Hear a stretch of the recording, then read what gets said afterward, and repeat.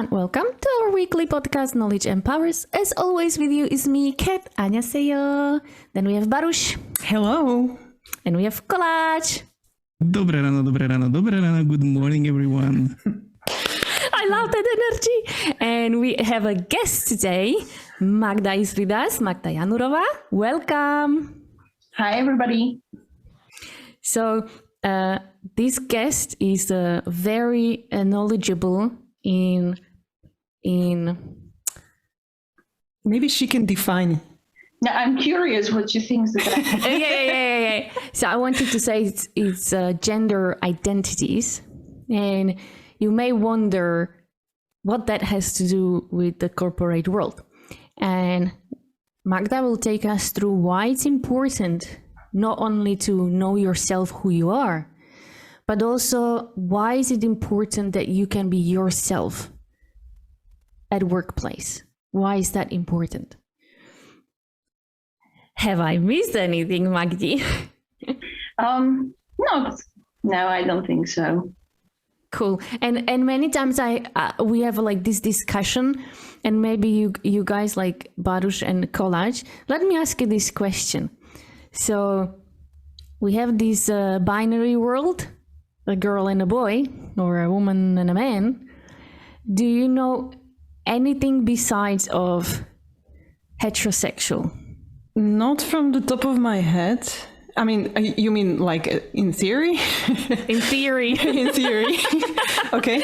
I'm not saying, do you have any experiences that I don't know about? Well, you said, do you know? Well, so in theory, yes.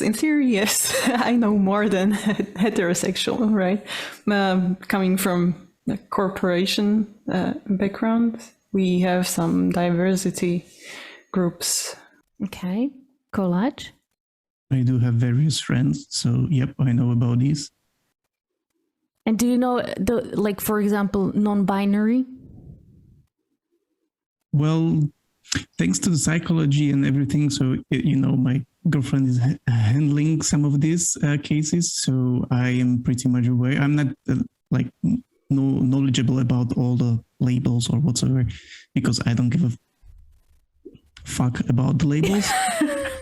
A human is a human, so I don't care about whether a person identifies themselves like, I don't know, male or female or sexual, heterosexual, homosexual, bisexual, whatever. I don't care. I'm working with you because of your experience and interests and whatsoever skills and knowledge, not because, you have a blonde hair. No, why? So with us is a non-binary person, Magda, and she prefers the pronouns they, them. And you can see next to my name is she, her, and Magda goes with they, them. But the rest now I live on Magda. Thank you. Actually, first, let me start at your previous question when you talked about if people know some non-binary people or not heterosexual. It's like 2-chapter answer. Because the one chapter is about gender identity and the other one is about orientation. And you asked why it's important to know who you are, or when you asked about this or how you present yourself. Well, those are related. One is the gender identity, that is who I am, and the other one is how you express yourself. And the expression is kind of very interesting, at least for me, because you would expect people presenting themselves in a certain way, at least in Slovakia. But then you go, for example, Scotland, and you see men wearing something that resembles a skirt, which I apologize to everybody from Scotland, it's not a skirt. But the expectations are a bit different. The same was when we had a female prime minister for a very short time. Everybody was expecting this person to wear skirt, and honestly, I haven't heard similar expectations from Angela Merkel. everybody was happy that she was wearing trousers. And it's just the I would say, not the closest country to us, but it's very close. So imagine what would be the differences in how you present yourself when you travel all around the world. And if you work at a corporation, you see people from all around the world. You see people from different religious background, also not just religious, but different nationality or national background.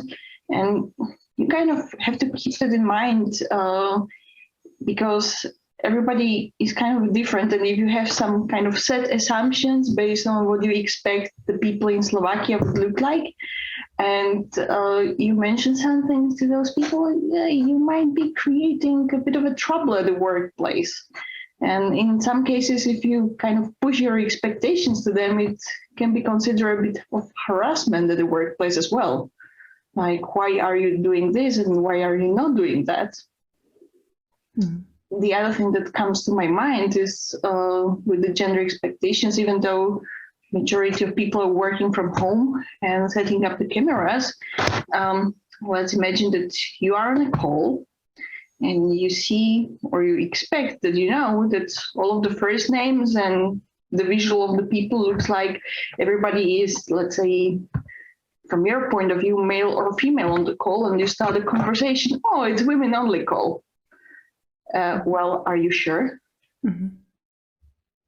You probably don't start the call with asking, oh, please, what is your preferred pronoun? Is there a way to make sure you are not offending anyone or not labeling anyone the way they don't want? If they don't have, for example, like Katarina, the pronoun after her name, what would you recommend? Well, I would say just what Kolak said, welcome people. Mm-hmm. Are a bit more general in your term, unless you know that the person identifies in a certain way. It actually happened 2 days ago for me. We had a call and majority had the female name, and it started with a colleague from UK. Oh, it's female only call. And I was like, hey. Mm-hmm. Not really. Everybody calm down.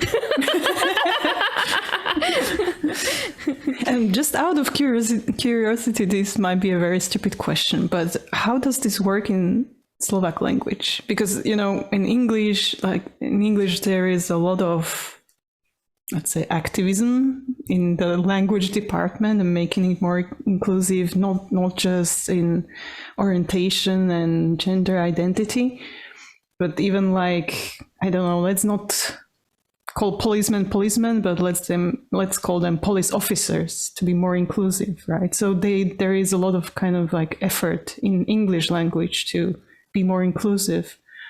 But how do you deal with this in Slovak language? Well, that's the thing. For example, I have different preferences when it comes to languages, just because I know the Slovak language is a bit different. For me personally, I just don't like if people are using the specific groups, because the more general you are, the better chance you have to include everybody. You can have also transgender people who are either after the transition or before, and they might or might not have changed the names in the system or in the email addresses. They might be in the process of doing so, and you basically never know. And especially in Slovakia, where sometimes in the rare cases, the doctors can kind of write you a confirmation to change your documentation before you start the change of the physical appearance. And sometimes it might be that until you have changed your physical appearance and how you dress yourself and how you look, they will not change the documentation, so you can't change it in the systems and in the emails. So like it doesn't correspond with the way how you expect people to look or how you expect their names to be. So if you use the general terms, and for example, on the police officer example, in Slovak language, I prefer to say people working in the police department. Mm-hmm. or you can use both of the versions. That's the feminist inclusive language. There is some guidance on the inclusive language from the feminist groups to include both of them, or to be kind of a bit more general. People working in the company, or people working for the fire department. I have to say, when Magda was mentioning that our prime minister or our president, that people expectation is that she will be wearing dresses or skirts, etc. And then we looked at Angela Merkel, who was the German prime minister, and she always wore trousers. You're trying to imagine her in a skirt, right? No. I want to now. No, I am total extrovert, so I want to point out to me. Light shine on me. I'm not like a girly girl myself, and it's maybe because I grew up among of the boys, and I have older brother, and always with the boys.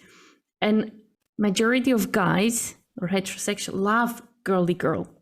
And I know that my husband, when we were just dating, and he once told me, I prefer if you like just like a tiny bit girly. And so that's when I started to have long nails, because he liked it. Grew my hair. I used to have like very short hair, but with my style, the way I dress, I just don't feel comfortable in dress. Or for example, I like looking at elegant ladies, and I think it's like stunning, but I know I am not able to look like that. I just feel horrible. And so what I did was, actually I hired a designer, and I told her, okay, I'm a sporty girl, but I want to look chic, but I still want to look like a girl, but I'm just sporty. She created me, or she understood in what I feel comfy, and it still look like good, like chic, but I'm not elegant. Like, but for me, it suits me so well. And she created me like sets. So it mostly trousers, but like the combinations, and really she finds, so it's very good to understand like who you are, in what do you feel good. And I still feel like a woman. It's just that I know that elegant just doesn't suit me.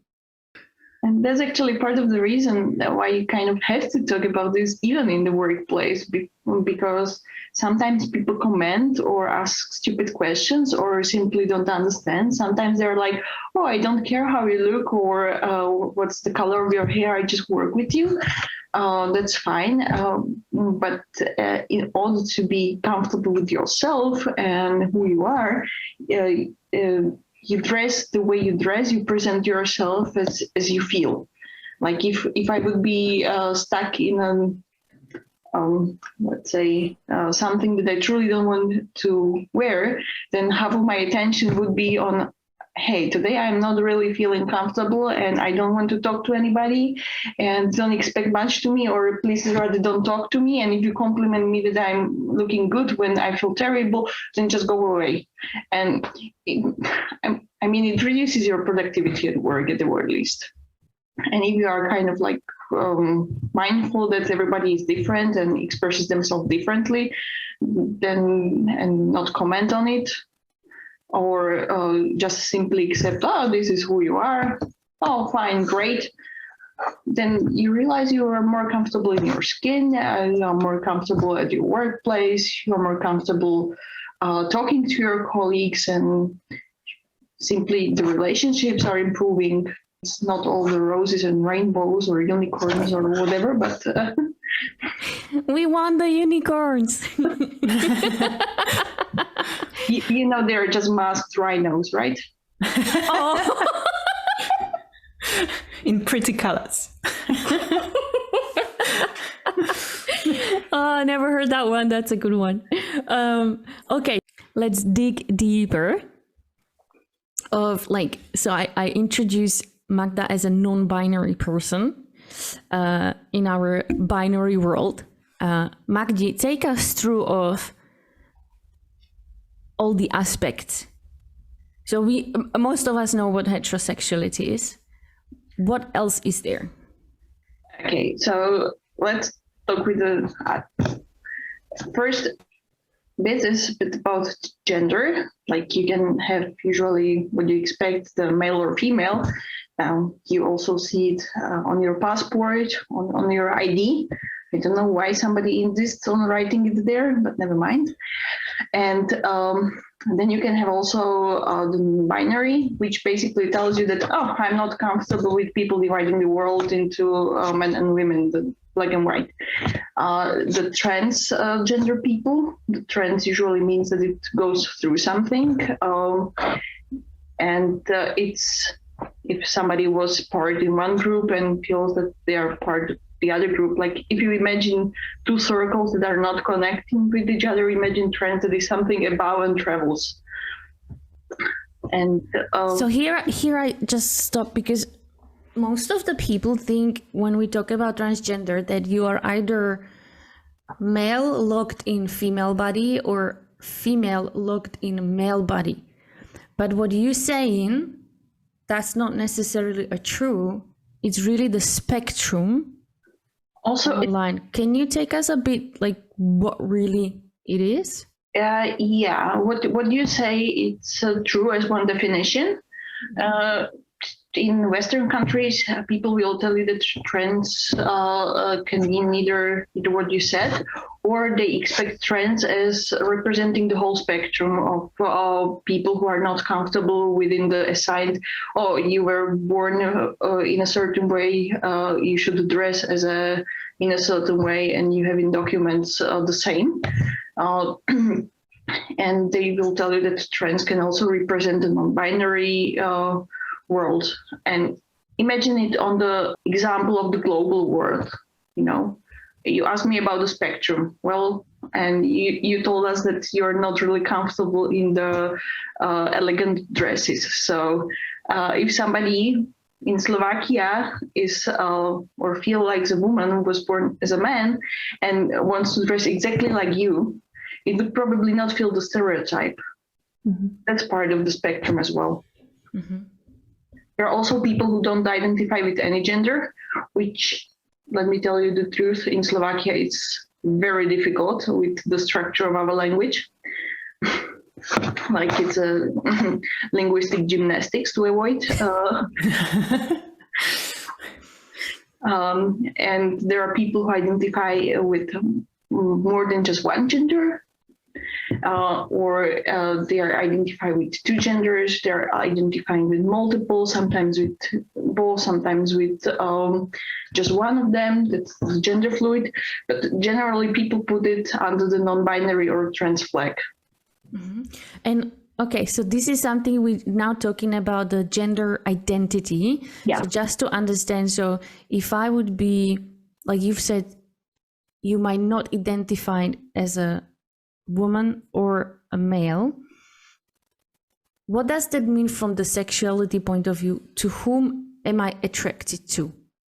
Well, that's the other chapter. It doesn't have to correspond at all, because who you are or how you present yourself, what's your gender identity, is completely different from who you are attracted to, which is attraction or orientation.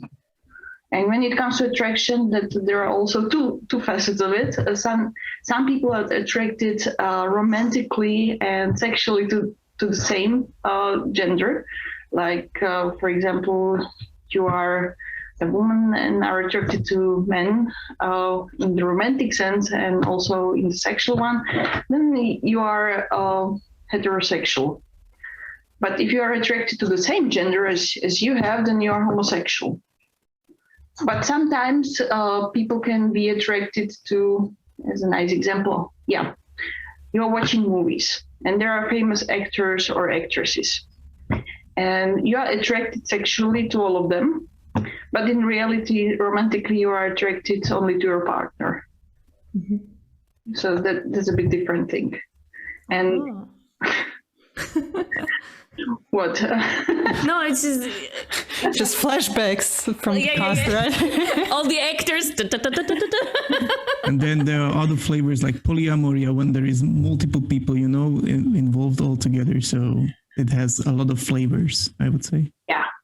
And it doesn't matter like who you identify yourself as, because if you are homosexual, you are attracted to the same gender as you are. Then you can be bisexual. You are attracted. One theory is to men and women. The other one is you are attracted to two genders. And as I explained before with the genders, that's why I kind of explained it in the first place, was that there are more, or are recognized as more than just men and women. So you can be attracted to more than just two. In that case, if you are attracted to a couple of different genders, but specifically not one, let's say you are attracted to anything that is not a woman, then you can be polysexual because you are picky, you know? If you are attracted to people in general and you don't care what gender they are, then you are pansexual. It's like the character of the person that attracts you. Not whether it's a female or male, but the character of the personality. That's pansexual, right? Pansexual is like you don't see the gender in the person. You just see the person and you like them. So yeah, that is the part. We are talking about physical attraction as well, right? Might be physical, might be romantic. Okay. The same. Do we need to adjust our behavior according to person's sexual orientation or our language? Why is it important to know these facts that you mentioned right now? It's important to know that there are multiple different types of attraction. You don't need to be as mindful as you would probably think. It's just that if you ask about, or if you look at a person and let's say on Monday morning you come to work and ask, hey, how was your weekend? Did you have a fun time with your boyfriend, girlfriend, husband, wife, or somebody who doesn't identify with the gender?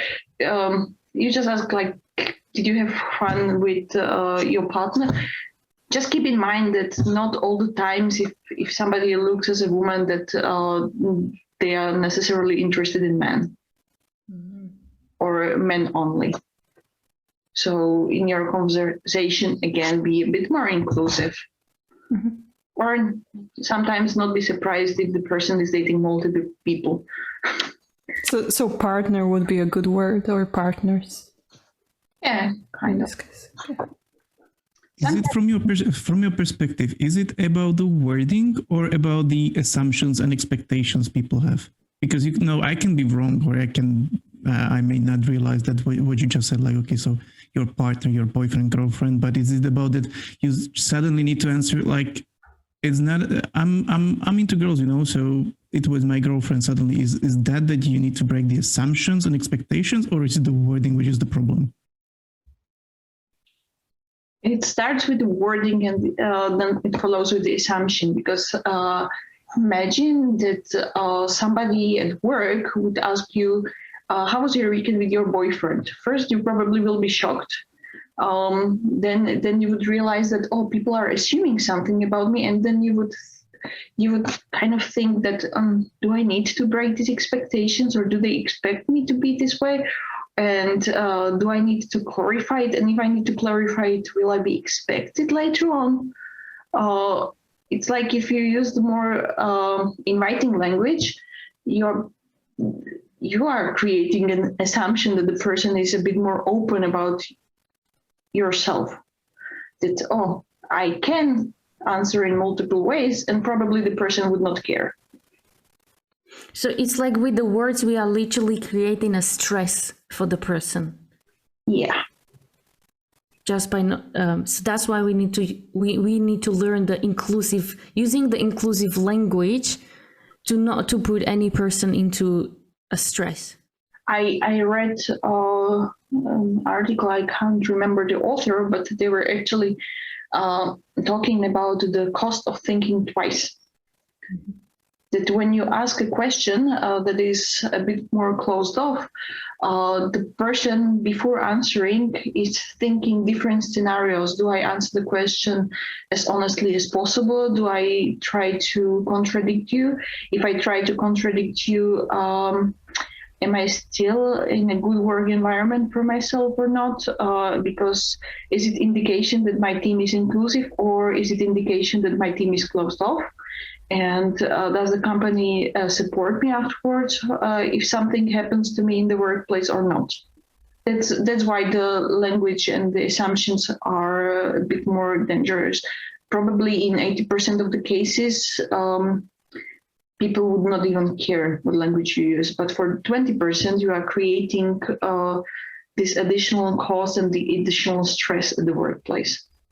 Wow. Or there might be people that are not in any kind of relationship, and then people start asking like, hey, why are you not, like, you look normal and you look fine enough to date, why are you not dating? Well, the people might not be even interested in dating. They might be either aromantic or asexual, or they might have time after breakup and they want to date, but suddenly they find out that they have difficult time starting dating. It's similar as if you ask all the married couples, hey, where's the kid? Yep, I'm familiar with that question. It's also probably not a pleasant one. It stopped after I turned 40. You ask if it's important to know or if it's important to use.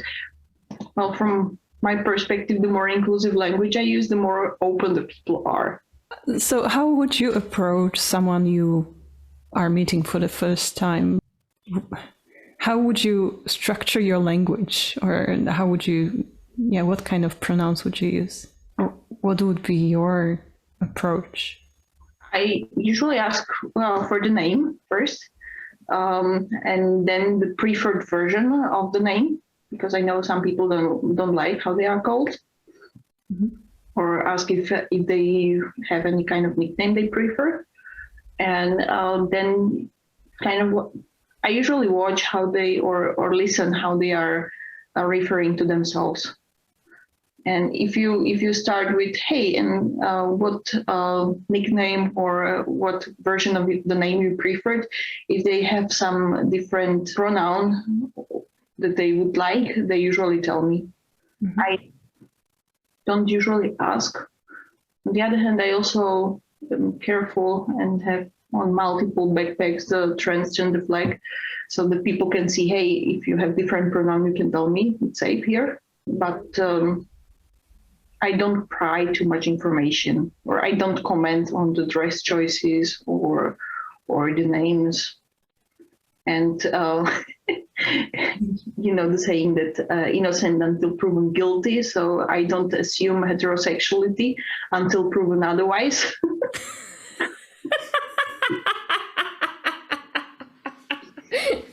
This is my husband, sure. Or you can lead if you have certain pronoun that you like. If you introduce yourself, you say, "Oh, this is my name, and I prefer the pronoun she, or he." And then usually when the person introduces themselves and you ask, "Hey, do you have a preferred name?" It kind of already invites them that, oh, here is a person who already considers that people might like kind of like different pronouns. How should managers go about this? And team leaders or any leading employee? Well, I would say the same. Introduce themselves, and also the pronouns in the signature might be part of it. Or if a lot of companies have these diversity and inclusion chapters or different ERGs, and if they promote ERGs in general. If you started a company and they are presenting you all the different ERGs, you started a team with a certain manager, and if the manager is also kind of like pointing your attention to different ERGs, you more or less know that, okay, so I probably can be myself because you already think about diversity and inclusion. Or they can have the pronouns within the signature. Sometimes it might be a bit more visible and have some kind of different flags on the workspace. Or if they prefer introductory slides for the team, that's also what some teams does. You have their usually name, maybe work experience or where you are from. And you can add one more thing like which pronouns do you prefer or what type of name would you prefer us to call you? Can there be like a little bit of a dilemma? Like my official name is Katarina Zerzan, but to make it more easier also for foreigners, I prefer when people call me Kat. And yes, I can change it on Zoom, like Kat Zerzan, but then I have a dilemma, like, should I be presented with my full name, like the official, or my preference? And that's when I have the dilemma, because I am in a company and I can be myself, but that's my like real name. That's my preferred, like, should I change it? Should I not? I think usually I do is like, yes, you can see Katarina Zerzan, she, her, but just call me Kat. That's actually the way I would go. In the English-speaking countries, it's a bit more different. Just Bill Clinton, if you imagine that he was born as William Jefferson Blythe, and everybody calls him Bill Clinton. It's kind of normal in the US if they introduce themselves with the name they prefer. I also know one Martin who prefers to be called Yoshko. So he introduced to everybody, hey, I'm Yoshko, but if you are looking at a certain contact information, look under Martin. And that's exactly the dilemma I don't want to create, that people, if they will start searching me on the list in company, right? But if I just write Kat Zerzan, then they would not be able to find me. So, but that's the preferred, like, just call me Kat. It's just much easier. Yeah, it would be easier if we can change it everywhere. On the other hand, we can't.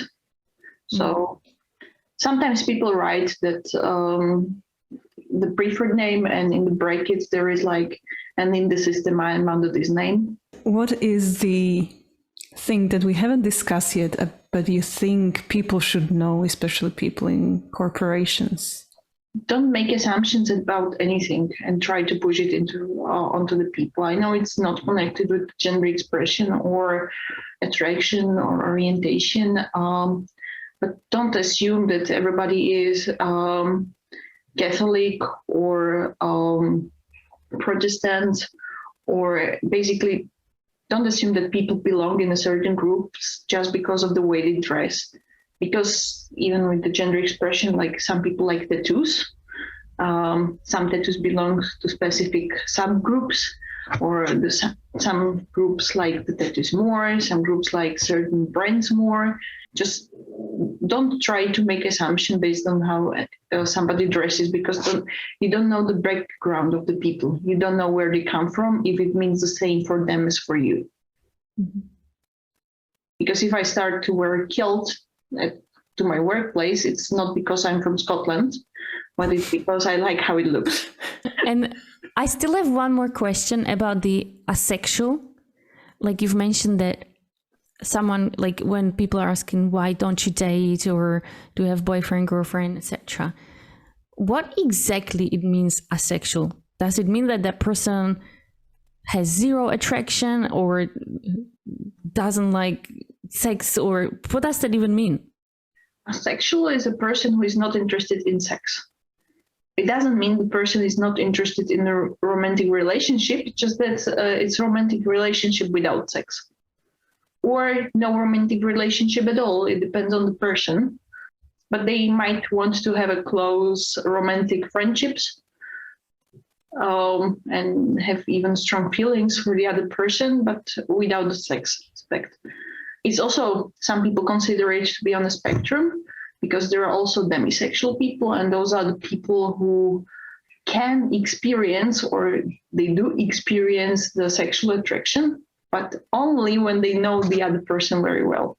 So it's like, I see a bunch of different actors and actresses, and I don't consider them attractive at all. But if they have a friend that they know very well, they might be sexually attracted to them. Or if they are dating and getting to know somebody, at the first meeting, it's like, are you attracted to me? Sorry, I don't know you yet. But if they get to know the person more, they might develop the sexual attraction. That's part of the asexuality spectrum. I hope you guys learned a lot today. I did.